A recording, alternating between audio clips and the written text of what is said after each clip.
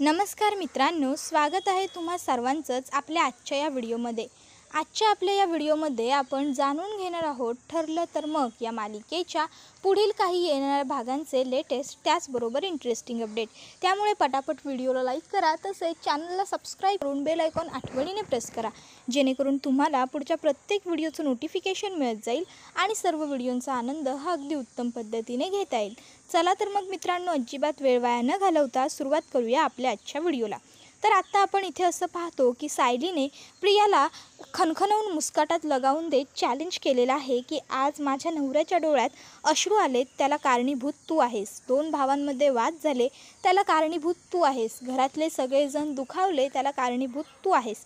पण माझ्या नवऱ्याच्या डोळ्यात आज तुझ्यामुळे शेवटचं पाणी आलंय, त्यामुळे आता याच्या पुढे मी तुला अद्दल घडवणार आणि अशी घडवणार की तुला कायमची लक्षात राहणार। आता नेमकं सायली प्रियाला अद्दल घडवण्यासाठी काय करणार आणि कशा पद्धतीने ती आता प्रियाला अद्दल घडवणार हे सगळं आपल्याला या व्हिडिओमध्ये पाहायला मिळणार आहे। त्यामुळे प्लीज व्हिडिओ शेवटपर्यंत आणि पूर्ण नक्की पहा। चला तर मग आता बघूया पुढे नेमकं काय काय घडतं। तर आता प्रियाला वॉर्निंग दिल्याच्या नंतर सायली ही लगेच अर्जुनकडे येते आणि अर्जुनला म्हणत असते, अर्जुन सर प्लीज तुम्ही शांत व्हा, रडू नका, शांत व्हा, अहो ऐका माझं प्लीज। तुम्ही स्वतःला त्रास करून घेऊन काय निष्पन्न होणार आहे बरं, चला बरं खोलीत आपल्या चला। आणि मग आता सायली हे अर्जुनला घेऊन वरती रूममध्ये आलेली असते। ती आता अर्जुनला सांगत असते, जा जरा फ्रेश व्हा, तोंडावर पाणी मारा, जरा हातपाय धुवून घ्या, मग तुम्हाला बरं वाटेल। मग अर्जुन फ्रेश वगैरे होतो, चेंज करतो आणि बेडवरती बसलेला असतो। सायली अलगद येऊन त्याच्या खांद्यावरती आपलं डोकं टेकते आणि त्याला समजावून सांगत असते, अर्जुन सर अहो तुम्ही स्वतः एवढे मोठे वकील आहात, कोर्टात हे असे भल्या मोठमोठ्या गुंड्यांना तुम्ही शिक्षा सुनावता, एवढ्या मोठमोठ्या लोकांचे पर्दे फाश करता, साक्षीसारख्या आणि महिपतसारख्या एवढ्या मोठ्या बिल्डरला तर तुम्हाला नमावं लागतं, मग तुम्ही असं डोळ्यातून पाणी अश्रू का गाळताय? त्याबरोबर अर्जुन म्हणत असतो, मिसेस सायली काय आहे ना, आपलं कुटुंब ज्यावेळेस आपल्याबरोबर असतं ना त्यावेळेस आपण संपूर्ण जगाबरोबर लढण्याची ताकद बाळगतो, पण ज्यावेळेस आपलं कुटुंब आपल्याबरोबर नसतं ना त्यावेळेस मात्र आपण संपूर्णपणे हारून जातो। ज्यावेळेस आपल्याला आपल्या कुटुंबाच्या विरोधात लढायचं असतं ना तेव्हा ती लढाई आपल्यासाठी जगातली सगळ्यात अवघड लढाई बनून गेलेली असते।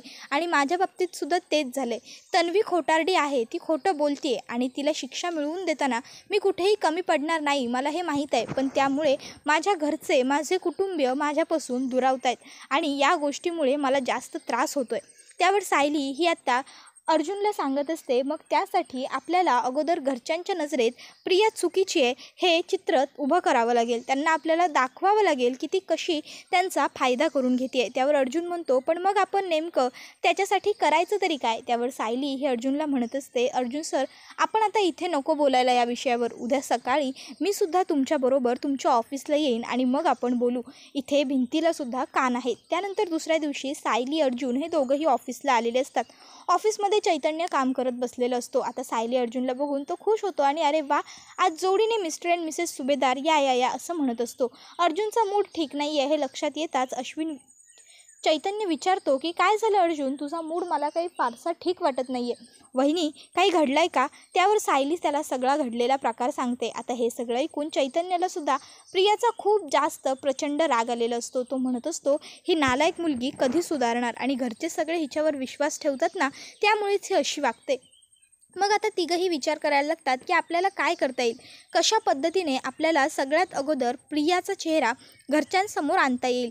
मग आता एक भन्नाट आयडिया चैतन्याला सुचलेली असते आणि ती म्हणजे स्पाय कॅमेरा। आता चैतन्य म्हणतो, सायली वहिनीने मागे कसा तिच्या मोबाईलचा कॅमेरा प्रियाच्या खोलीमध्ये लावला होता, आता तसाच आपण तिच्या खोलीमध्ये एक स्पाय कॅमेरा लावायचा। त्यावर सायली म्हणते, नाही चैतन्य भाऊजी, स्पाय कॅमेरा लावणं ही आपली चूक ठरेल, कारण प्रियाचं लग्न झालेलं आहे। त्यावर लगेचच चैतन्य म्हणतो की ठीक आहे, मग आपण तिच्या खोली व्यतिरिक्त अशा ठिकाणी कॅमेरे लावूया जिथे तिची जास्तीत जास्त राहवळ असते, जिथे ती जास्त काळ वेळ घालवते। त्यावर सायली म्हणते, हो बरोबर, मग आपण ना पहिला तर डायनिंग टेबलच्या तिथे लावूया, त्याच्यानंतर आपण लिव्हिंग एरियामध्ये लावूया, किचनमध्ये तर प्रिया जात नाही, पण एक सेफ्टी म्हणून आपण तिथे सुद्धा कॅमेरा लावूया आणि तिच्या बेडरूमकडे जाणाऱ्या रस्त्यावर तर आपण कॅमेरा लावूच या।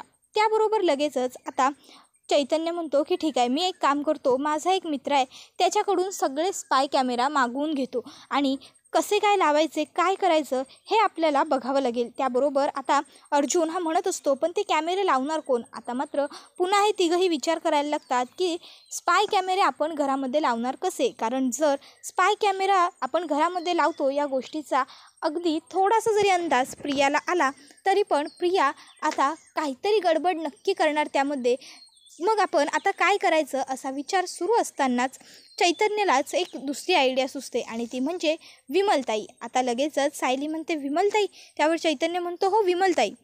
अहो वहिनी, विमलताई ही पहिल्यापासून आपल्याच गटात आहे.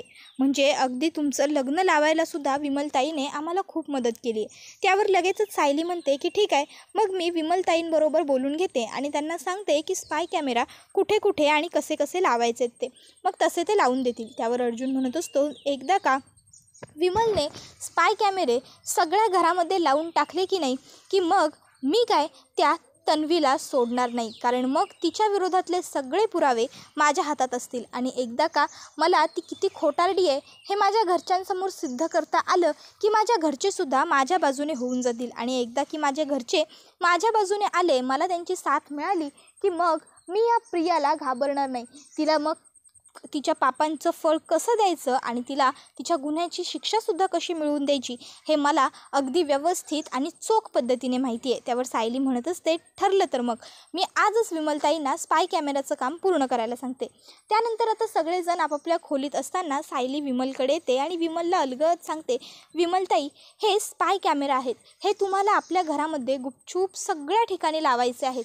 जिथे जिथे प्रिया असते तिथे तिथे, म्हणजे तुम्ही कुठे कुठे लावाल, डायनिंग टेबल तिथे लावून ठेवा, आपल्या हॉलमध्ये, आपल्या किचनमध्ये, प्रियाच्या बेडरूमपासून हॉलपर्यंत येणाऱ्या वाटेवरती सगळीकडे.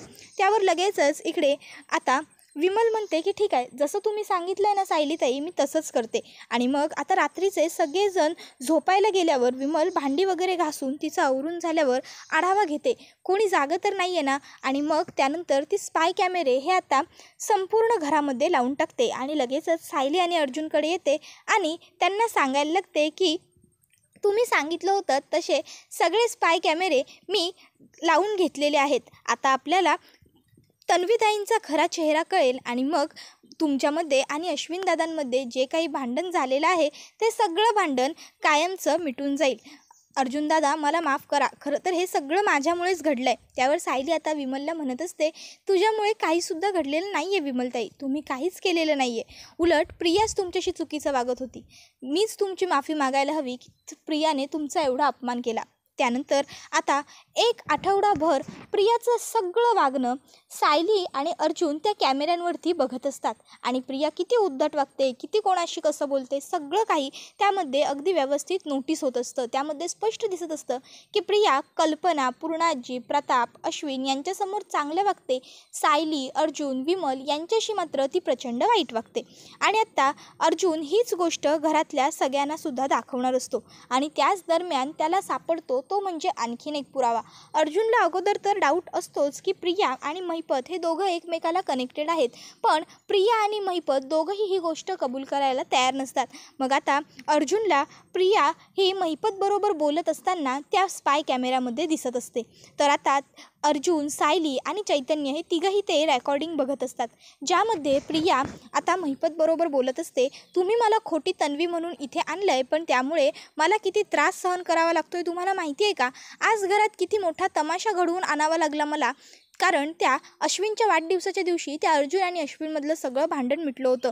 काही झालं तरी त्या दोघा भावांमधलं भांडण मिटायला नको. जर एकदा की त्यांच्यातलं भांडण मिटलं आणि त्यांच्यात एकी झाली तर मात्र माझं या घरामध्ये जगणं अवघड होईल. खोटी तन्वी म्हणून या घरामध्ये वावरणं माझ्यासाठी सोपं नाही आहे. तुमच्या मुलीमुळे मला हा सगळा त्रास भोगावा लागतोय. त्यानंतर आता अर्जुन सायलीने घरातल्या सगळ्यांना कुटुंबियांना एकत्र बोलवलेलं असतं आणि त्यांनी तिथे आता रविराज काकालासुद्धा बोलवलेलं असतं. आणि त्यानंतर आता अर्जुन आणि सायली म्हणत असतात की आम्हाला तुम्हा सगळ्यांनाच काहीतरी दाखवायचं आहे. आणि मग आता ते लोक त्यांना ती व्हिडिओ शूटिंग दाखवत असतात, ज्यामध्ये आता प्रियाने स्पष्टपणे सांगितलेलं असतं की ती खरी तन्वी नाही आहे. आता ते सगळं शूटिंग बघून झाल्यावर सायली म्हणत असते, तुम्हाला सगळ्यांना वाटत होतं की प्रतिमा आत्याची मुलगी म्हणजेच प्रिया कधीच चुकू शकत नाही, पण अहो मी प्रियाला लहानपणापासून ओळखते. प्रिया कधीच कुठलं काम बरोबर करू शकत नाही. प्रिया इतकी नीच, नालायक आणि खालच्या पातळीला जाऊन वागणारी मुलगी मी आजपर्यंत माझ्या उभ्या आयुष्यात पाहिलेलं नाही आहे. प्रिया, तुला काय वाटलं? तू माझ्या कुटुंबाला तोडशील, सगळ्यांमध्ये फूट पाडशील, एकी राहू देणार नाही आणि मी तुला हे सगळं करू देईन. मी गप्पपणे फक्त तुझ्याकडे बघत राहीन. अगं नाही मूर्ख मुली, मी ह्या कुटुंबाचा भाग आहे, ह्या कुटुंबाची सून आहे. पूर्वी तर माझं कॉन्ट्रॅक्ट मॅरेज झालं होतं असं तू नेहमी म्हणतेस, तरीसुद्धा मी सुनेची सगळी कर्तव्य पार पाडली होती. मग आता तर मी खरोखर या घरची सून आहे. मग विचार कर ना, मी माझ्या घरामध्ये कुटुंबांमध्ये फूट पडू देईन का? त्यानंतर आता अश्विनलासुद्धा त्याच्या चुकीची जाणीव झालेली असते आणि मग तो आता अर्जुनची माफी मागत असतो की दादा मला माफ कर, मी उगाच तुझ्याबरोबर चुकीचं वागलो, मला हे असं सगळं नको बोलायला हवं होतं तुला, मला माफ कर. अर्जुन लगेचच अश्विनचे हात पकडतो आणि अश्विनला जवळ घेत म्हणतो, अश्विन तू माझी माफी मागावी अशी माझी अजिबात इच्छा नाही आहे, पण तू जे काही बोललास त्यामुळे मला खरंच खूप वाईट वाटलं आहे. कारण ते फक्त माझ्या कानाने नाही तर माझ्या मनाने सुद्धा ऐकलं. अरे एकदा आठव ना, लहान असल्यापासून आत्तापर्यंत तू माझ्याकडे एखादी गोष्ट मागितलीस किंवा एखादी गोष्ट तुला हवी आहे असं बोललायस आणि ती गोष्ट मी तुला दिली नाही आहे असं कधीतरी घडलं आहे का रे? आणि राहिला प्रश्न ह्या प्रॉपर्टीचा. अरे मी स्वतः पनवेलमधला सगळ्यात मोठा लॉयर आहे, माझी स्वतःची एवढी प्रॉपर्टी आहे, तरीसुद्धा मला का हवी असेल डॅडची प्रॉपर्टी? मला या सगळ्यावर कधीच इंटरेस्ट नव्हता. त्याबरोबर लगेचच आता प्रताप हा प्रियाला म्हणायला लागतो, तुझ्यामुळे माझी जी मुलं अगदी लहानपणापासून आजपर्यंत कधीही भांडली नव्हती त्यांच्यामुळे भांडण झालं. का वागलीस तू असं तन्वी? अगं एकदा स्वतःच्या आईवडिलांचा तरी विचार करायचा होतास. रविराज आणि प्रतिमा किती चांगले आहेत, मग तू त्यांची मुलगी असून ही अशी का? त्याबरोबर लगेचच आता रविराज पुढे येत म्हणतात की नाही नाही प्रताप, चुकतोयस तू, ही माझी मुलगी असूच शकत नाही. माझी मुलगी ही कायम स्वतःच्या अगोदर दुसऱ्याचा भल्याचा विचार करेल, कारण तिच्यावरती माझे आणि माझ्या बायकोचे म्हणजेच प्रतिमाचे संस्कार असणार आहेत. ही मुलगी, हिला स्वतःच्या स्वार्थापुढे दुसऱ्याचं काहीच कळत नाही, दिसत नाही, ही अशी मुलगी माझी मुलगी असूच शकत नाही. त्याबरोबर आता कल्पनासुद्धा प्रियाला म्हणायला लागते, तन्वी अगं का वागलीस तू अशी? मी तुझ्यावरती एवढा डोळे झाकपणे विश्वास ठेवला. सायली आणि अर्जुनची एक चूक झाली की त्यांनी कॉन्ट्रॅक्ट मॅरेज केलं, ही गोष्ट माझ्यापासून लपवली, म्हणून आजपर्यंत मी त्या मुलीशी बोलत नाही आहे आणि तरीसुद्धा ती मुलगी तळमळते, माझ्याशी बोलावं यासाठी ती प्रयत्न करते आणि तू माझ्याशी तरीसुद्धा एवढा खोटारडेपणा केलास का? केलास असं सगळा खोटेपणा? काय गरज होती तुला हे सगळं करण्याची? त्याबरोबर आता इकडे विमल म्हणत असते, तन्वीताई मला माफ करा, म्हणजे लहान तोंडी जरा मोठा घास घेते. तुम्हाला नेहमीच वाटत आलं आहे की मी तुमच्या घरात राहते, मी तुमच्या घरात आश्रित आहे, कामाला आहे, पण एक गोष्ट आज मी तुम्हाला स्पष्टपणे सांगते, किमान मी कष्ट करून काम करून माझं पोट भरते. मी करते ते काम हे स्वतःचं आहे माझं आणि त्याचे तुम्ही मला पैसे देता, पण तुम्ही तुमच्या वडिलांच्या नवऱ्याच्या पैशांवरती जगता.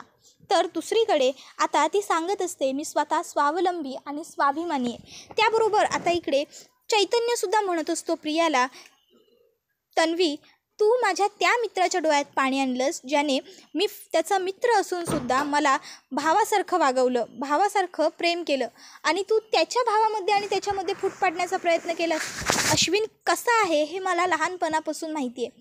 अगं अश्विनचा मी कोणीच नाही आहे, मी फक्त त्याच्या मोठ्या भावाचा मित्र आहे, तरीसुद्धा लहानपणापासून त्याने अगदी माझ्याबरोबर चांगलं रिलेशन मेंटेन केलं, मला भावासारखं सांभाळलं, समजून घेतलं आणि तू त्याच्यामध्ये आणि त्याच्या सख्ख्या भावामध्ये भांडण लावून निघायला गेलीस.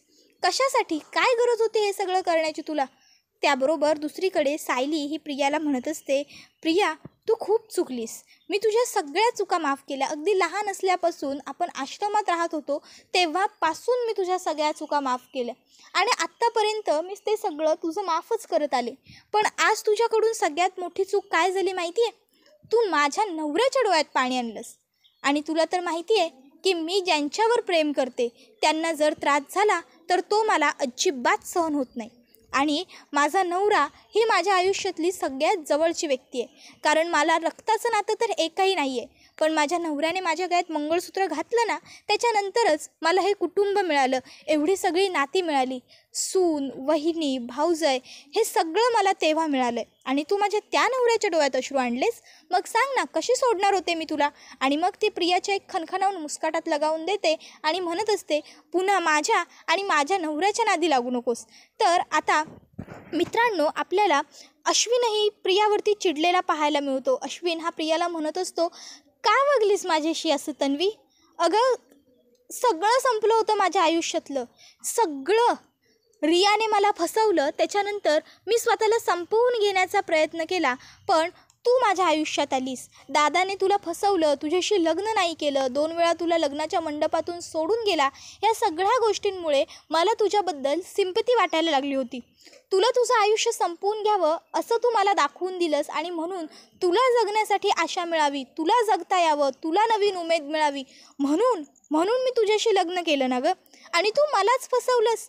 का केलंस हे सगळं? काय गरज होती तुला? मीच चुकीचं वागलो, मीच तुझ्यावर विश्वास ठेवला, मी माझ्या दादा वहिनींचं ऐकायला हवं होतं. मी का माती खाल्ली असं म्हणून आता अश्विन स्वतःच्याच थोबाडीत मारून घ्यायला लागतो. त्याबरोबर सायली आणि अर्जुन तिकडे येतात आणि तिला थांबवत म्हणतात की थांब अश्विन, हे सगळं तू नाही तर ह्या नालायक मुलीने केलं. हिने हे सगळं रचलंच इतक्या विचित्र पद्धतीने होतं ना, की तुलाच काय इतर कोणालाही काहीही कळलंच नसतं.